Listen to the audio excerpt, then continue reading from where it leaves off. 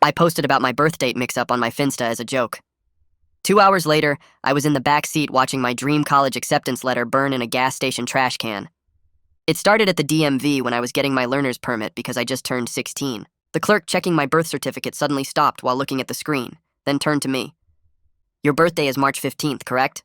"No," I said. "October 23rd. That's when I celebrate." She turned the monitor toward me, showing me my digital birth certificate that said March 15th. I stared at it, confused. Why had my parents been hiding my real birthday for 16 years? At first, I thought it was funny. I took a photo of the screen and left. On my way home, I posted it to my Finsta. DMV just exposed my parents for celebrating my birthday on the wrong day for 16 years. I didn't think anything of it, but I went home to ask them about it. When I walked in, my dad was drinking coffee. My mom was on her laptop. Normal Thursday afternoon. "So," I said, "apparently my birthday is March 15th, not October." My dad's coffee mug slipped right out of his hand. My mom's eyes widened to inconceivable levels. "What did you just say?" I explained myself. "The DMV showed me my birth certificate. Why have we been celebrating my birthday in October when it's in March?" My dad stood up so fast his chair fell over. "Did you tell anyone about this?" "No, but I put it on my Instagram." "Why?" My mom's hands started shaking. She couldn't even type properly. "How many people saw it? How long has it been up?" I checked my phone. Like 31 views. "It's been up maybe 20 minutes. What's going on?" Dad grabbed my phone right out of my hands. I never gave him my passcode, but he unlocked it immediately. That should have been my first clue. He pulled up Facebook on his laptop and turned it toward me. There was a post from some page I'd never seen before. "Have you seen our missing son? Taken from us 16 years ago. Born March 15th. Please help us find him." There was a baby photo attached. The baby had my eyes, my nose. It looked exactly like my baby pictures. The post had 12,000 shares. "Who are these people?" I asked. Then while we were all staring at the screen, something happened that made my blood go cold. A new comment appeared right in front of us. "I think I found him." There was a link to my Finsta. Before I could even look at the profile picture of the person who commented, my mom started crying. Actually crying. "We're out of time," she said. My dad was already pulling suitcases out of the closet. "Someone explain what's happening right now," I yelled. Dad sat me down. He pulled up the Facebook post again and scrolled. Same post every single March 15th for 12 years. Every year. Same baby photo. Same desperate message. "Are those my real parents?" I asked, my world crumbling. "No," my mom said. Her voice was shaking. "They're the people we saved you from." She took a breath. "They were trafficking children, stealing babies and selling them. We found out what they were doing. We couldn't go through legal channels," Dad added. "It would have taken years. You would have been moved or sold or disappeared. So we just took you. And we ran. We changed your birthday on every document we could. Made you celebrate October instead of March. We thought if you never knew your real birthday, you could never accidentally reveal it." My head was spinning. "So you kidnapped me?" "We saved you," Mom said. Then she pulled out her phone, showed me a second Facebook post. Different baby photo. Same date, March 15th. Same traffickers. I looked at her confused. "You had a twin sister," she whispered. "Same trafficking ring. We tried to take both of you that night." Her voice broke. "We only got you out."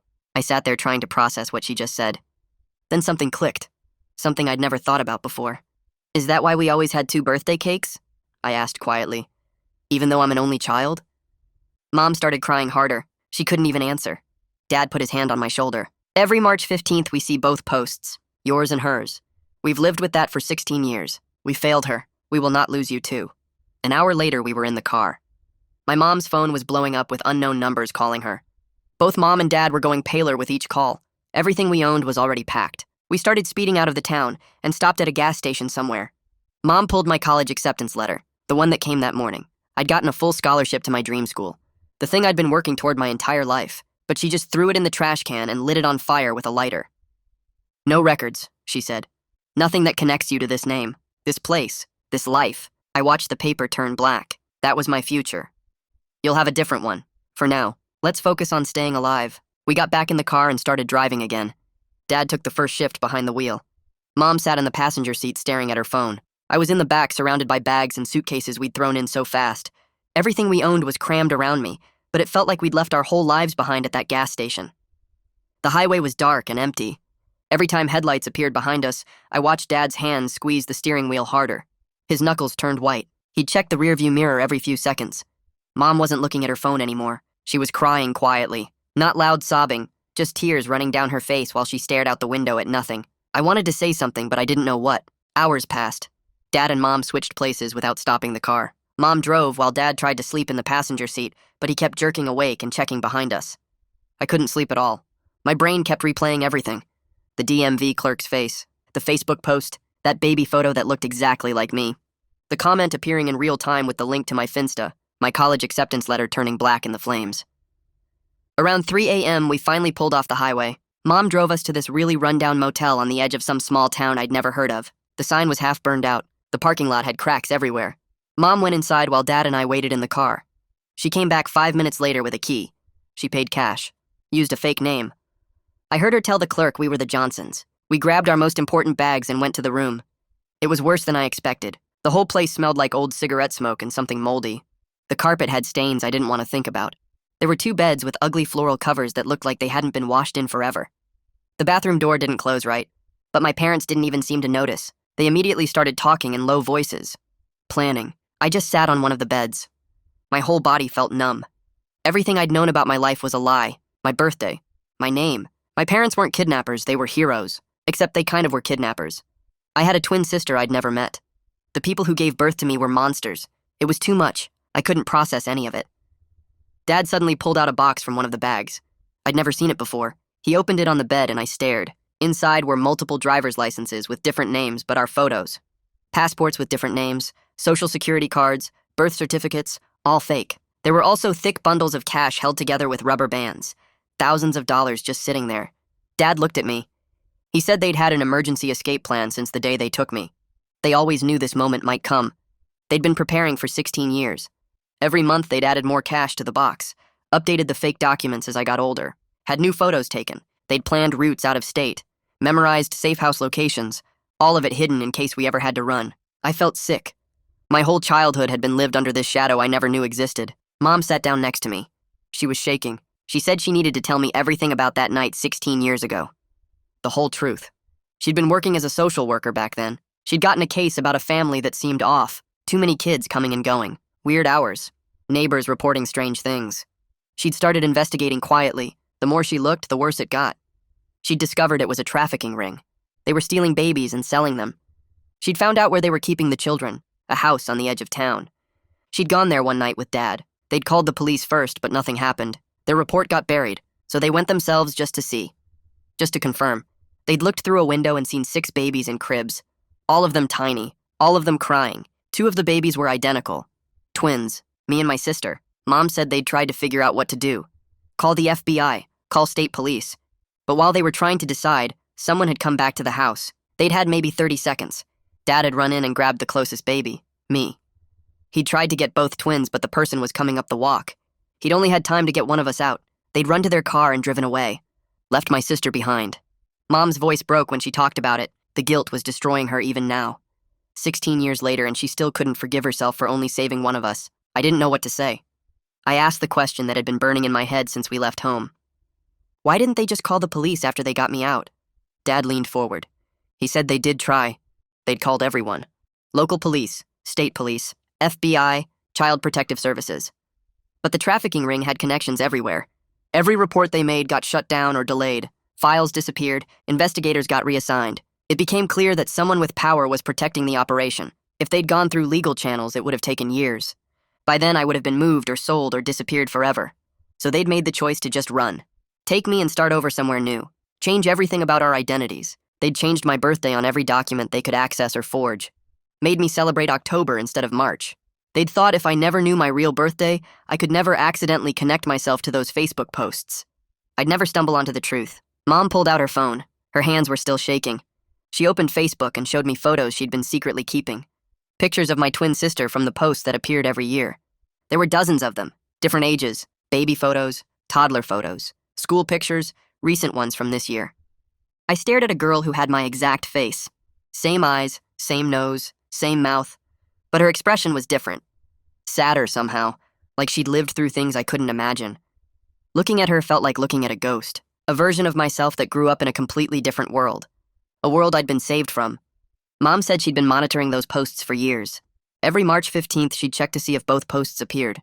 Mine and my sister's. They always did. Same desperate message. Same plea for help finding their missing children, except it was all lies. We stayed at that motel for 2 days. My parents barely slept. They spent hours on their burner phones calling people I'd never heard of, old contacts from some underground network. I started learning things about my parents I'd never known. They weren't just random people who'd stumbled onto a trafficking ring. They'd been part of a larger group trying to take down the whole operation. Other social workers, some FBI agents, regular people who'd discovered what was happening and wanted to stop it. But everything had gone wrong. The group had been exposed. People had been threatened. Some had disappeared. My parents had grabbed me and run before they could be silenced too. On the second night, someone knocked on our motel room door. Dad looked through the peephole and then opened it fast. A woman walked in. She was maybe 40 with dark hair pulled back. She carried a large bag. Mom hugged her immediately. This was Violet Thorne, someone my parents trusted completely. Violet was a child psychologist who worked with trafficking survivors. She'd been part of that original group trying to stop the Gilmores. She'd stayed involved all these years. She put her bag on the bed and pulled out burner phones, supplies, food. She immediately started asking me questions about how I was handling everything. Was I eating? Sleeping? Did I understand what was happening? Her voice was calm and professional, but also kind, like she actually cared.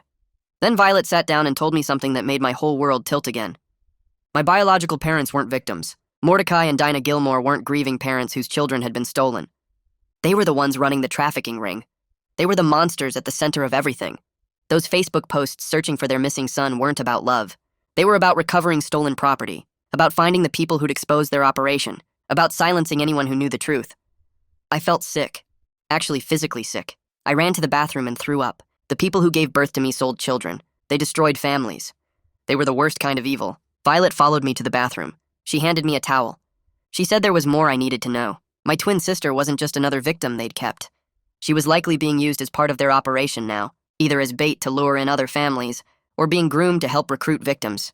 The Gilmores had been using her for years in their public campaigns, making her the face of their fake charity, teaching her to manipulate people's emotions. My sister had grown up thinking she was helping find missing children, when really she was helping the people who stole them. I sat on that disgusting motel bathroom floor and cried.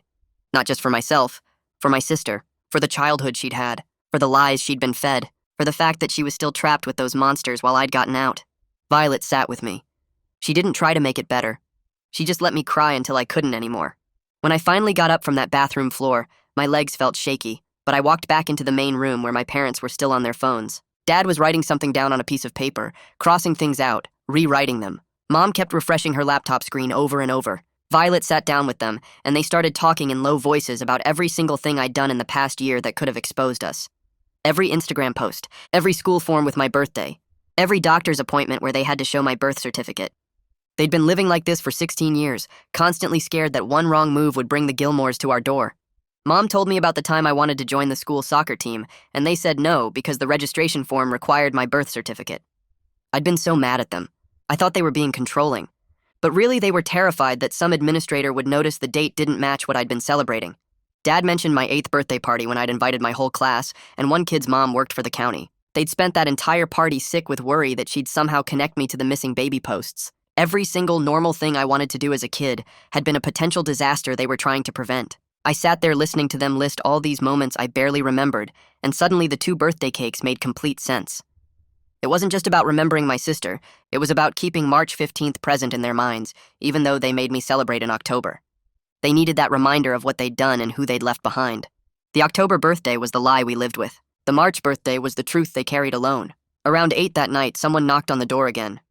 Dad looked through the peephole and opened it fast. A man walked in carrying a laptop bag. He was maybe 40 with dark hair and tired eyes. Violet stood up and hugged him. This was Carl, her husband. He set his laptop on the bed and pulled out his FBI badge, showing it to me like he needed to prove who he was.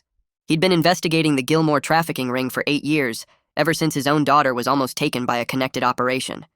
He knew everything about what my parents had done, and technically he should arrest them for kidnapping. But he wasn't going to do that. He was going to help us instead by giving information he couldn't officially share. Carl opened his laptop and showed us a file on someone named Oswald Donovan. Private investigator, former police detective, very good at finding people who don't want to be found. The Gilmores hired him 2 days ago, right after my Finsta post went up. Carl explained that Oswald probably has software that monitors social media for specific keywords in certain areas. March 15th birthday post within 100 miles of where the Gilmores think we might be. That's how someone connected my post to their Facebook page so fast. It wasn't luck. It was technology and money and a very determined investigator. Carl pulled up a map on his laptop and started marking routes we should take. We couldn't stay at the motel any longer. 2 days was already pushing it. He gave us addresses for safe houses along the way, places run by people who help trafficking victims and don't ask questions. The first one was a farm in rural Pennsylvania, about 6 hours north. After that, there were more locations scattered across different states, each one a place we could hide for a few days before moving again. Carl made my dad memorize the addresses instead of writing them down. No paper trail, no digital records, just information carried in our heads that could disappear if we needed it to. We left the motel at midnight. Everything we owned was already packed from when we first ran, so it only took 10 minutes to load the car. Mom paid cash for the room, and we drove out of that parking lot like we were being chased, even though no one was behind us yet. The drive to Pennsylvania took forever. Dad and Mom switched every 2 hours, so someone was always alert. I tried to sleep in the back seat, but kept waking up every time we slowed down or changed lanes. We arrived at the farm just as the sun was coming up. An older couple met us at the door. They didn't introduce themselves, and we didn't offer our names. They just led us down to a basement room with 3 beds and a small bathroom. The woman brought us food 3 times a day, leaving it at the top of the stairs and knocking twice. For the first time since leaving home, I actually slept for more than a few hours. Something about being underground in that quiet basement made me feel hidden enough to rest. On the second day at the farm, I finally let myself think about everything I'd lost. My friends who probably thought I just disappeared. My school where I'd spent 3 years building my GPA for college applications. That full scholarship I'd worked so hard for, now just ashes in a gas station trash can. Even my name felt wrong now, like it belonged to someone else, some version of me that didn't exist anymore. I started crying again, and Mom held me on that basement bed. She cried too, saying she was sorry over and over. Sorry for not finding a better way. Sorry for lying all those years. Sorry for the life I lost because of choices they made before I could even talk. But she wasn't sorry for taking me. She'd do that part again in a second. Dad sat down next to us that afternoon and started telling me stories I'd never heard before. How I was a quiet baby who rarely cried, even during that terrifying first night when they drove 12 hours straight to get far away. How I'd learned to walk at 10 months, pulling myself up on furniture in whatever temporary apartment they were hiding in at the time. How they'd fallen completely in love with me within days, even though they'd originally planned to find me a safe adoptive family. He wanted me to understand that even though what they did was illegal, even though they'd kidnapped me by any legal definition, I'd always been their real son. Not because of biology or paperwork, but because they'd chosen me every single day for 16 years. The burner phone rang on the 3rd morning. It was Carl. Oswald had tracked our initial route and was currently at the motel where we'd stayed. He was showing people our photos and offering money for information. The clerk remembered us, described our car, mentioned we'd asked about routes heading north. Carl said we needed to move immediately because Oswald would follow that lead, and Pennsylvania wasn't a big state. We packed in 15 minutes. The older couple gave us food for the road, and we left through a back entrance that led to a dirt road instead of the main driveway. We drove all day and into the night, this time heading south instead of continuing east. Dad's hands were tight on the steering wheel. Mom kept checking her phone like she expected it to ring with more bad news. I sat in the back watching them and realized they'd been living like this my entire life. This fear I was feeling for the first time, they'd been carrying it every single day for 16 years, just hidden under normal suburban routines. Every time they smiled at my birthday parties or drove me to the school or helped with homework, this terror was underneath it all.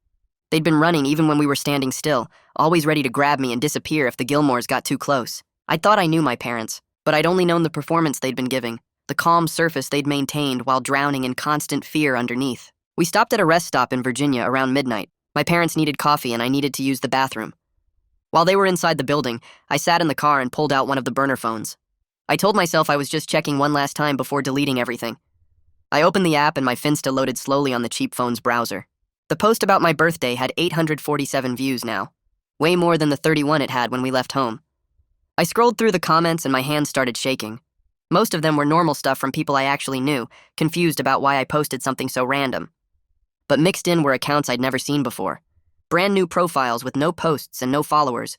They were all trying to engage with me, asking where I lived, what school I went to, if I wanted to talk about my birthday confusion. One account kept commenting over and over, asking if I was okay and saying they could help me figure out what was going on with my parents.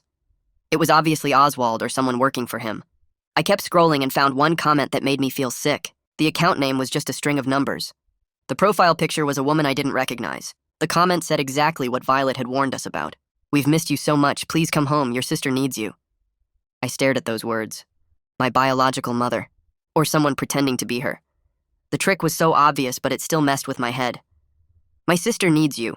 Like I was supposed to just forget everything my parents told me and go running back to the people who sold babies. I deleted the app right there. Watched the icon disappear from the screen. My parents came back to the car and we kept driving. We crossed into North Carolina just as the sun was coming up. The roads got smaller and the towns got quieter. Around noon, we pulled into a place so small I don't think it even had a real name.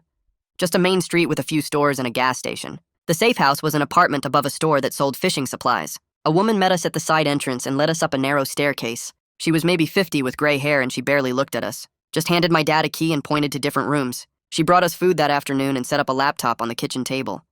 She told us the internet was secure and couldn't be tracked. Then she left and we didn't see her again for 2 days. Mom opened the laptop that evening and called me over. She'd been quiet all day, but now she had this look on her face like she needed to show me something important. She pulled up files that Carl had sent her on an encrypted email. News articles first.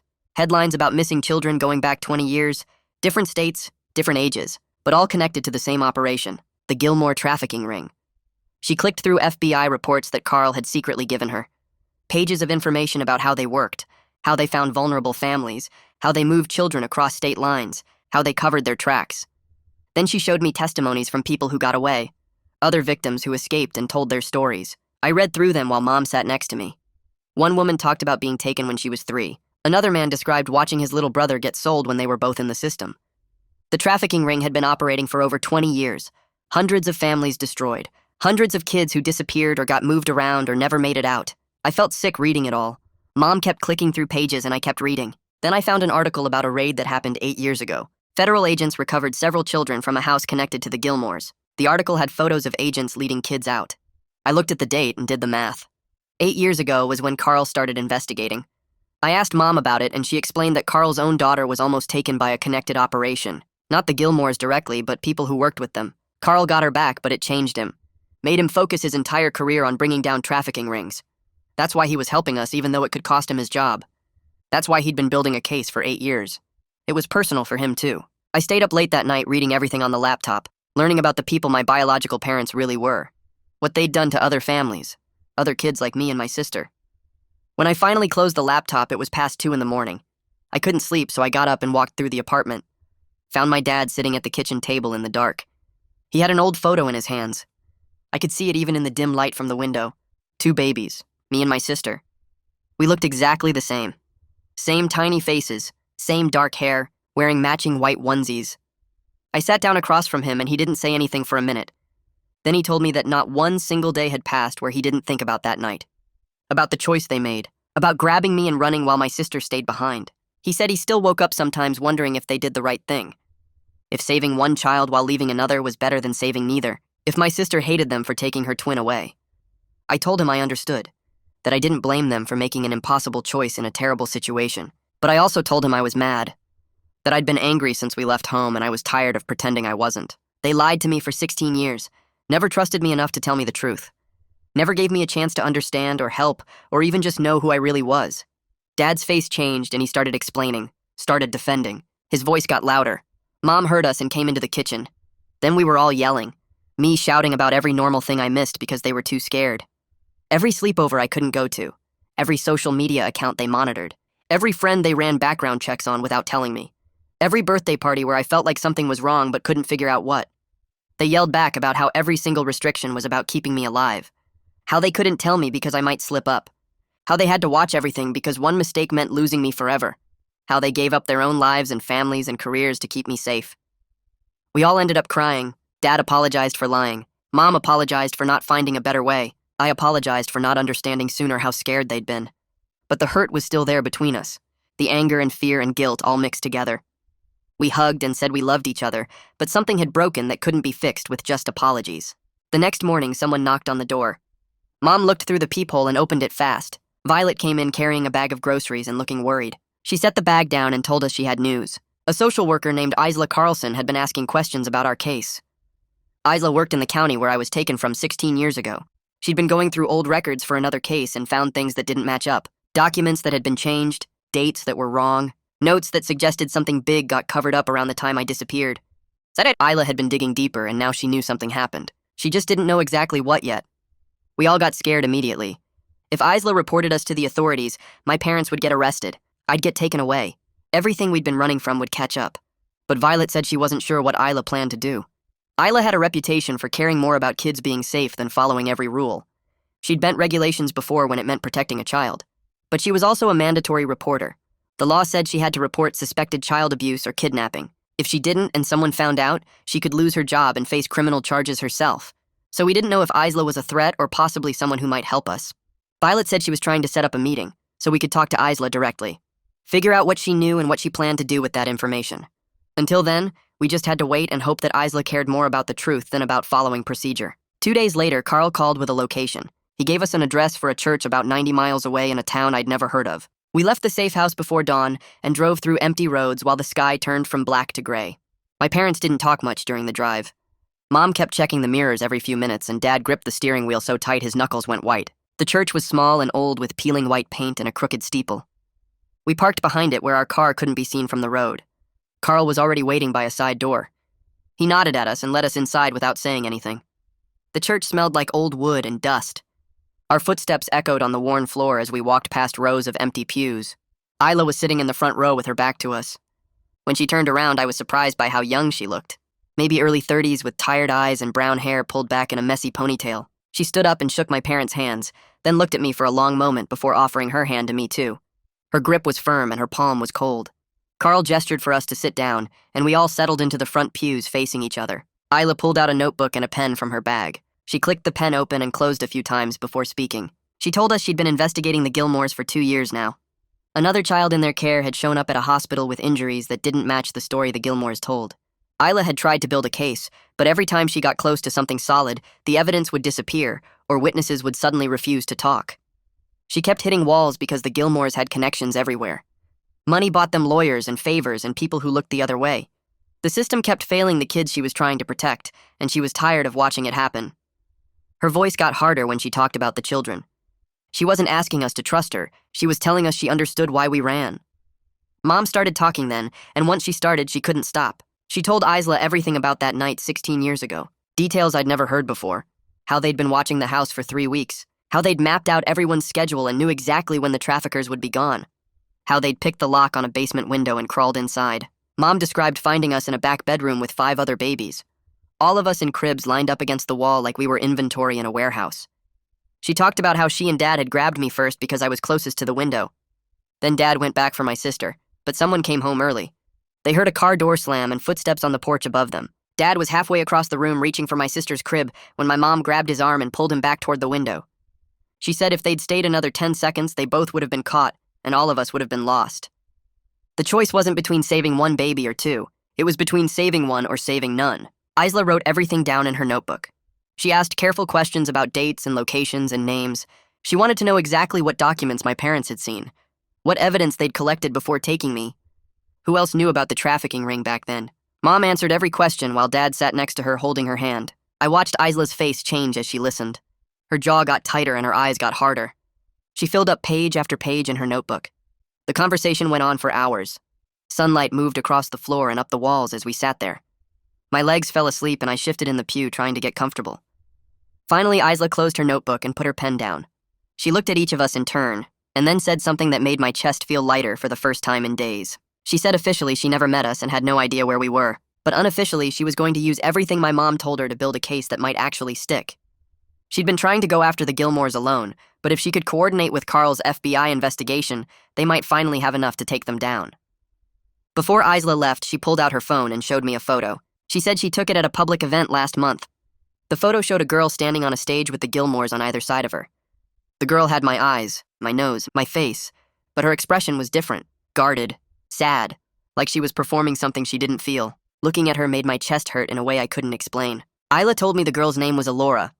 She said the Gilmores had been using her as the public face of their missing child campaign for years. They made her do interviews and speak at awareness events. She had to talk about losing her twin brother and beg people to help find him. The Gilmores used her grief to build sympathy while hiding what they really were. I asked Isla if there was any way to get Alora out. Isla's face got sadder and she shook her head. She said it was complicated because legally Alora was their daughter.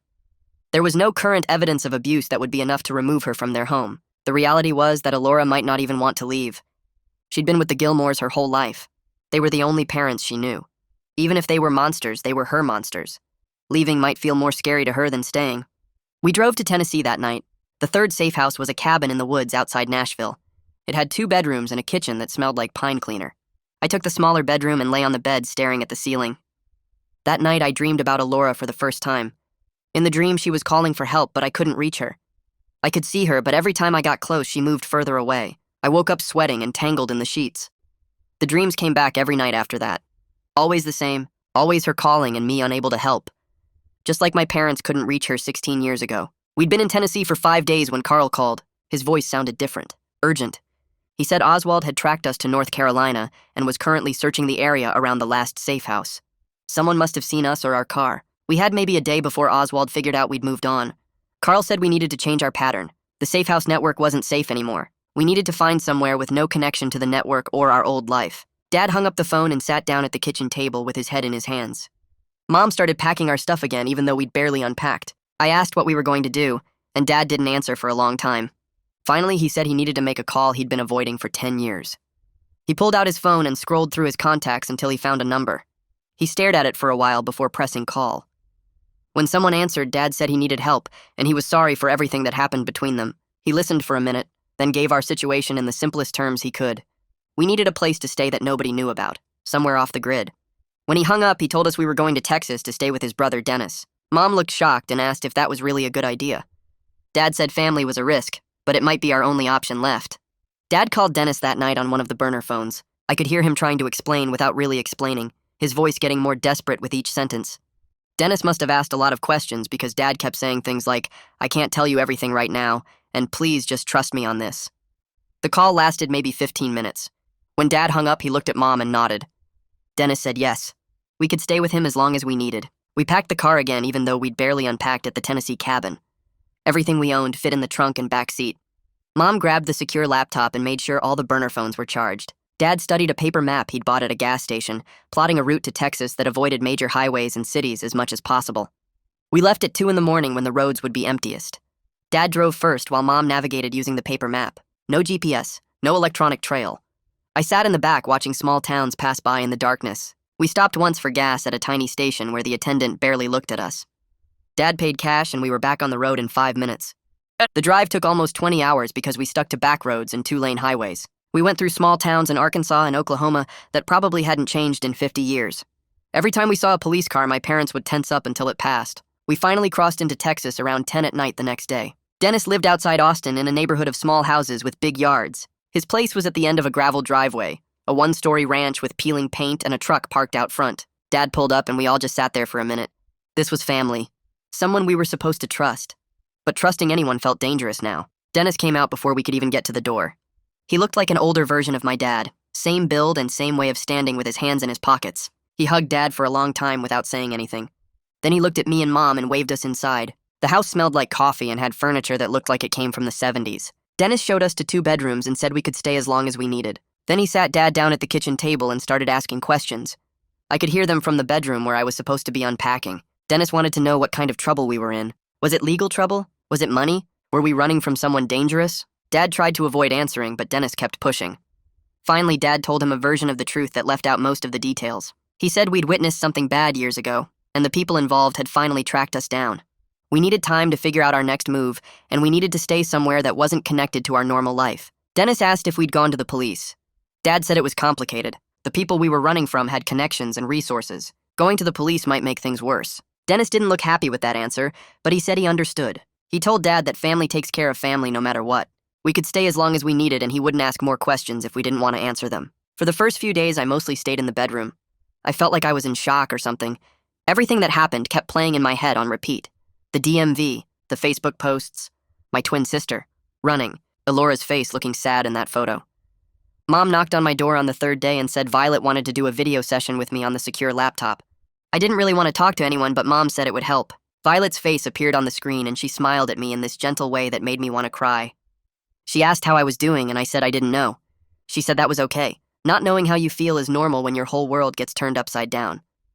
We talked for an hour about identity and what it means to know who you are. Violet said I was going through something called an identity crisis, where all the things I thought I knew about myself had been challenged. She said it would take time to figure out who I was now that I knew the truth. We did sessions like that every few days. Violet would ask me questions, and I'd try to answer them even when I didn't have answers. One session, I finally told her what had been eating at me since I saw Alora's photo. I said I felt guilty for being the one who got saved. Violet asked me to explain what I meant. I told her it felt wrong that I got to grow up safe with parents who loved me, while Alora was stuck with the people who were trafficking kids. It should have been her, or it should have been both of us. But it wasn't fair that I got out and she didn't. Violet was quiet for a minute. Then she said survivor's guilt is a real thing that lots of people experience. When something bad happens and you make it out but someone else doesn't, you feel guilty for surviving. But she said my parents' choice wasn't my fault. I was a baby. I had no control over what happened that night. The only people responsible for this situation were the Gilmores who were trafficking children in the first place. She said I could feel sad about what happened to Alora without feeling guilty about being saved. Those were two different things. I asked her how I was supposed to live with knowing my sister was still trapped. Violet said that was something we were all working on fixing. Carl and Isla were building a case. Things were moving forward.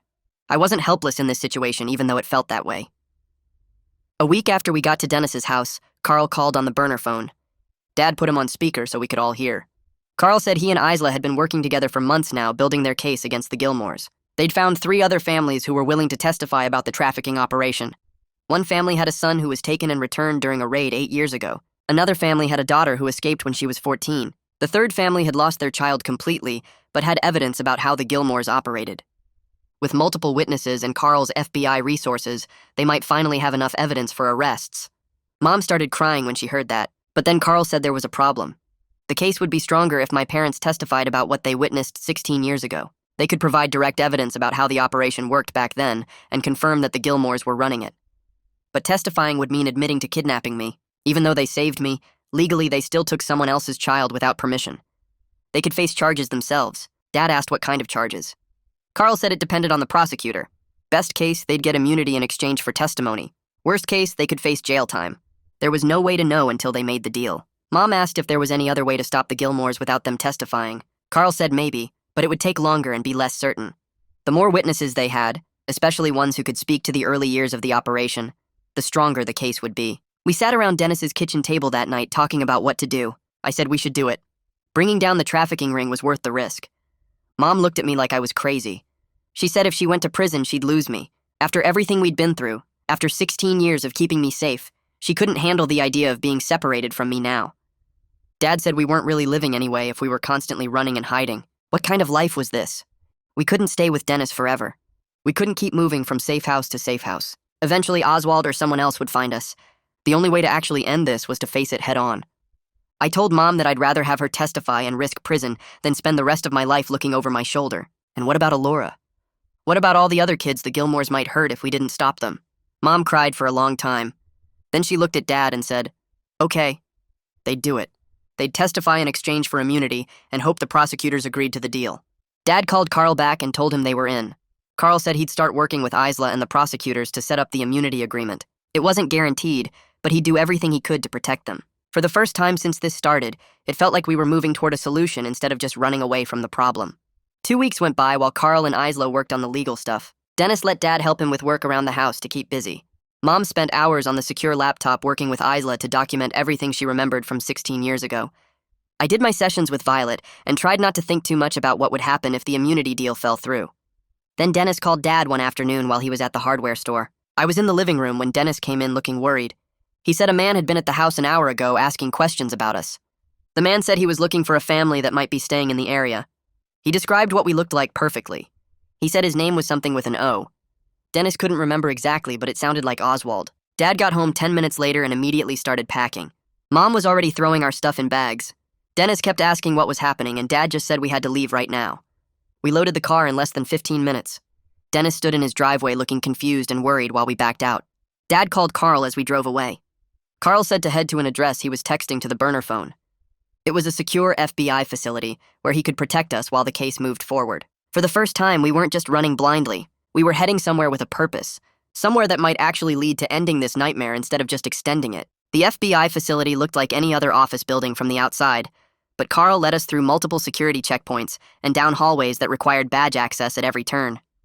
They put me in a protected area on the 3rd floor with a TV, some books, and a window that looked out at nothing but a parking lot. My parents disappeared into separate interview rooms, and I didn't see them for hours. Carl checked on me around lunchtime and brought me a sandwich from the cafeteria. He said my parents were doing great, giving detailed statements about everything they witnessed 16 years ago. The process would take a few days because they needed to document every single detail, every piece of evidence my parents had kept hidden all this time. I asked if I'd have to testify too, and Carl said probably not since I was just a baby when it happened. My job was to stay safe while they built the case. The next 3 days felt endless. I did video sessions with Violet on a secure laptop. I watched TV without really seeing it. I ate meals that all tasted the same. My parents would come back to our shared room at night looking exhausted, and we'd sit together not really talking about what they'd spent hours describing to prosecutors and FBI agents. On the 4th day, Carl came to our room with a laptop and sat down at the small table. He pulled up maps and documents and started explaining what was about to happen. Based on my parents' testimony and evidence from other victims and witnesses, they were preparing to raid multiple Gilmore properties across 4 states. The operation was scheduled for the following week, and Carl said it would be one of the largest trafficking busts in the region's history. They had locations in Pennsylvania, Maryland, Virginia, and North Carolina. They knew about safe houses and storage facilities and offices that looked normal, but were actually part of the operation. 17 arrest warrants had been issued, not just for the Gilmores, but for their whole network. I stared at the maps showing all the places marked with red pins. All those locations, all those people involved. Carl kept talking about logistics and timing, but I could only think about one thing. I interrupted him and asked what would happen to Alora when her parents got arrested. Carl looked at me for a moment, then closed the laptop. He said she'd be placed with social services temporarily while they figured out her situation. Then he told me something that made me feel a little better. Isla had already volunteered to be Alora's caseworker. She'd be the one looking after my sister, making sure she was okay, helping her through whatever came next. At least it would be someone who actually cared, someone who understood what the Gilmores really were. The night before the raid, I couldn't sleep. I kept thinking about what would happen when the sun came up, about Alora's life getting turned upside down the same way mine had been. Around midnight, my mom came and sat on the edge of my bed. She didn't say anything at first, just sat there in the dark. Then she started talking quietly. She said that no matter what happened next, whether they ended up going to prison, whether we could ever go home, whether we ever got to meet Alora, she wanted me to know something. Taking me that night 16 years ago was the best decision she ever made. Not because it was legal or right or easy, but because I was her son, and she loved me more than anything in the world. My dad came in then and sat down too. We all held each other in that small room in the FBI facility, a family bound by choice and love instead of biology. None of us slept much that night. The raid happened at dawn. Carl came to our room at 5 in the morning with coffee and updates on his phone. The operations were starting simultaneously across all 4 states. I sat with my parents watching Carl's phone as messages came through. 6:15, first team breached the main house in Pennsylvania. 6:20, second team entered the Maryland property. 6:30, Gilmore's in custody. My mom started crying when that message came through. 6:45, 17 arrests made, targets secured. 7:30, 12 children recovered from various locations, all placed in protective custody. Carl kept reading the updates out loud, his voice steady and professional, but I could see his hands shaking slightly. This was what he'd been working toward for 8 years. By noon, it was over. The Gilmores and 17 other people were under arrest. 12 kids who'd been trapped in that nightmare were safe. News vans were already showing up at the properties, and Carl said it would be all over the media by evening. 2 days later, Carl told me that Alora had been brought to a facility about an hour from where we were staying. Isla had arranged for me to meet her, but there would be therapists present and strict rules about what we could discuss. I felt sick with nerves. I was about to meet my twin sister, the girl who had my face and my birthday, but a completely different life. The girl my parents had to leave behind. Violet drove me to the facility where Alora was staying. It looked like a regular house from outside, but inside it was clearly set up for kids in crisis. Soft furniture, calming colors, toys, and books everywhere. Isla met us at the door and led me to a small room with 2 couches and a box of tissues on the table. She told me to take my time, that Alora was nervous too. Then the door opened and my sister walked in. It was like looking in a mirror, but wrong somehow. Same eyes, same nose, same shape of face. But her hair was different, and she stood different, and her expression was nothing like mine. She looked at me and stopped walking. Another therapist came in behind her and gently guided her to the other couch. We sat there staring at each other while the therapists introduced themselves and explained the rules. No touching, no promises, no pressure. Just talking. Alora spoke first. She said the Gilmores were her parents and I was wrong about them. They loved her and took care of her, and everything the FBI was saying was lies. Her voice shook when she said it, like she was trying to convince herself as much as me. But as we kept talking, with Violet and the other therapist asking gentle questions, I could see cracks forming in her certainty. She'd pause before answering. She'd look away. She'd start to say something and then stop. I told her about our parents, the ones who raised me. I explained how they tried to save both of us that night, but only got me out. I pulled out my phone and showed her photos my mom had kept, pictures of Alora from those Facebook posts over the years.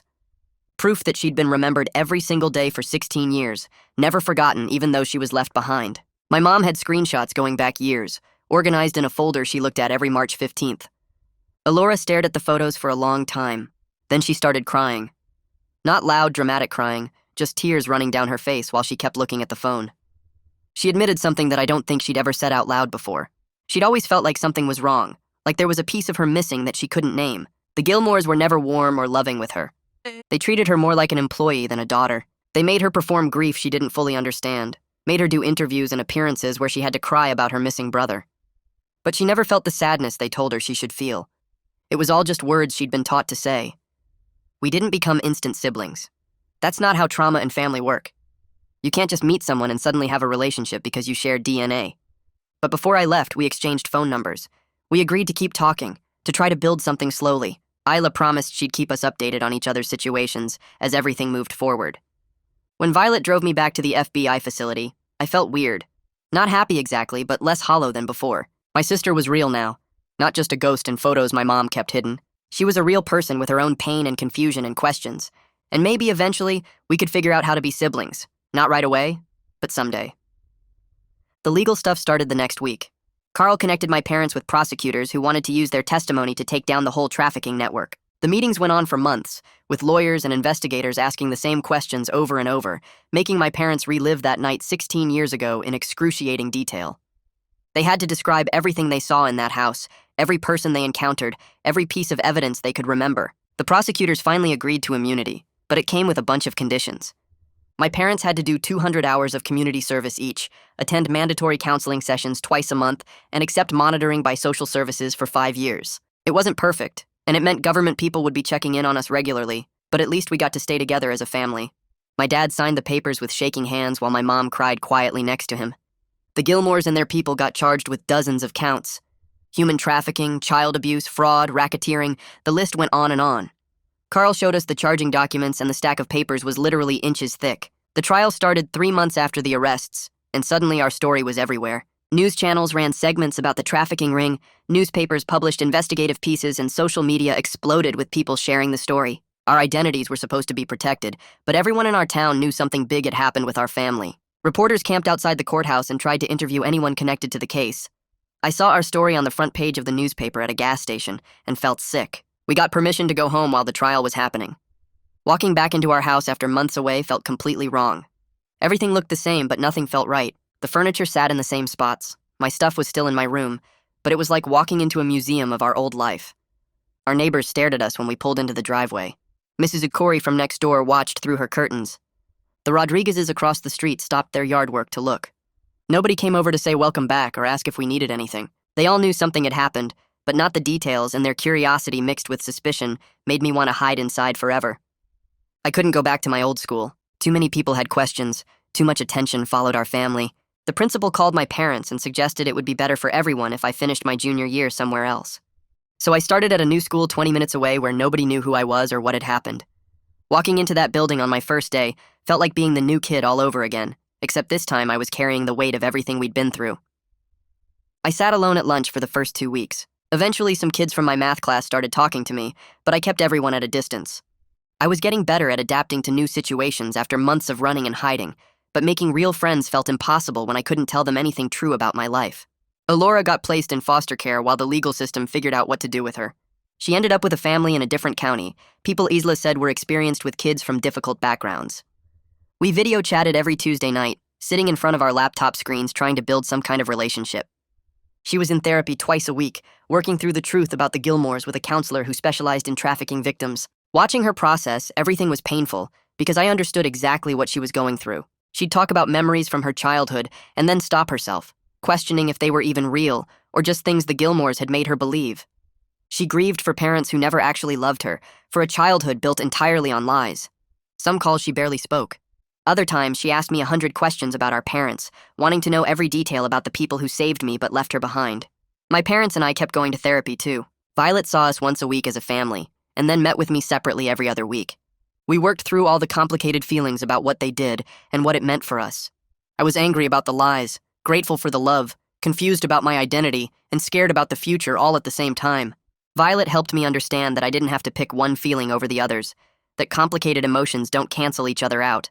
My parents dealt with their own guilt and fear, talking through the choice they made that night and whether they'd do it differently if they could go back. Mom still cried every time she talked about leaving Elora behind. Dad struggled with the fact that saving me meant technically being a criminal, but slowly, session by session, we started to heal. The trial ended after 6 weeks of testimony. The Gilmores got convicted on multiple charges along with 7 other people in their network. Mordecai got 40 years, Dinah got 35, and the others got sentences ranging from 15 to 25 years. Carl called us the night the verdicts came in and said the investigation was continuing, that they were following connections to other trafficking operations in different states. More arrests would probably happen over the next year as they tracked down everyone involved. I felt relieved that the Gilmores would be in prison for decades, but it didn't erase the damage they'd caused or give back the childhoods they'd stolen. 6 months after everything started, Isla called with news that changed our whole world again.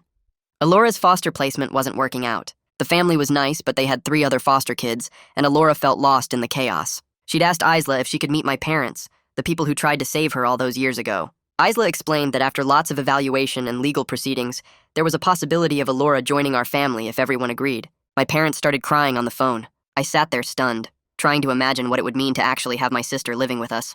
Isla said it wouldn't be easy or fast, that there would be months of supervised visits and assessments before anything permanent could happen, but it was possible. We met as a potential family at Isla's office on a Saturday morning. All of us were nervous and hopeful and scared. Alora walked in wearing jeans and a sweater that looked too big for her, her hair pulled back in a ponytail. My parents saw her in person for the first time since she was a baby, and my mom immediately broke down crying. She apologized over and over for leaving her behind, for not being able to save both of us, for 16 years of absence. Alora crossed the room and hugged her, actually hugged her and said she understood they did what they had to do. She said she was grateful they saved at least one of us, that knowing someone had tried to rescue her meant more than my parents could ever know. My dad joined the hug, and the 3 of them stood there holding each other while I watched with tears running down my face. Isla gave us time to just be together, to start building something that might eventually become a real family. The process of Alora joining us took 4 more months of therapy and supervised visits and legal paperwork. But eventually she moved in with us, bringing 2 suitcases of belongings and a lifetime of trauma to process. It was awkward and wonderful and difficult all at once. Learning to be siblings meant figuring out how to share space and respect boundaries and build trust from nothing. I watched my parents navigate raising the daughter they lost, trying to make up for 16 years while also accepting they couldn't erase what happened. We had good days where everything felt almost normal, and hard days where the weight of our history made it difficult to breathe. But we were together now, all 4 of us, trying to become the family we should have been from the start. The scholarship was gone for good, burned up with my old identity, but I started filling out applications to state schools within driving distance of home. I picked ones where I could commute if needed, where I could be there if my family fell apart again, or if Alora needed me. She was living with us full-time now and trying to figure out how to be a normal teenager after 16 years of whatever the Gilmores put her through. I'd come home from the school and find her in the kitchen with my mom, both of them covered in flour, laughing about a batch of cookies that came out flat or burned. Mom taught her how to make chocolate chip cookies from scratch, then snickerdoodles, then these complicated French things I couldn't pronounce. Every afternoon they baked something new, and I realized my mom was giving Alora all the normal moments she'd missed, one recipe at a time. When March 15th came around, we celebrated our 17th birthday together for the first time ever. Mom and Dad set up the dining room with decorations, and there were 2 cakes on the table like always. But this time when I looked at them, I didn't feel sad. One was chocolate with vanilla frosting, the other was red velvet with cream cheese icing, and they both had 17 candles. Alora stood next to me and we blew them out together while Mom cried happy tears and Dad took about 100 photos on his phone. We're not a perfect family, and our story isn't finished. There's still therapy appointments and legal paperwork, and days when Alora wakes up crying or I get angry about everything we lost. But we're together now, all 4 of us trying to build something real out of the broken pieces, and that's enough.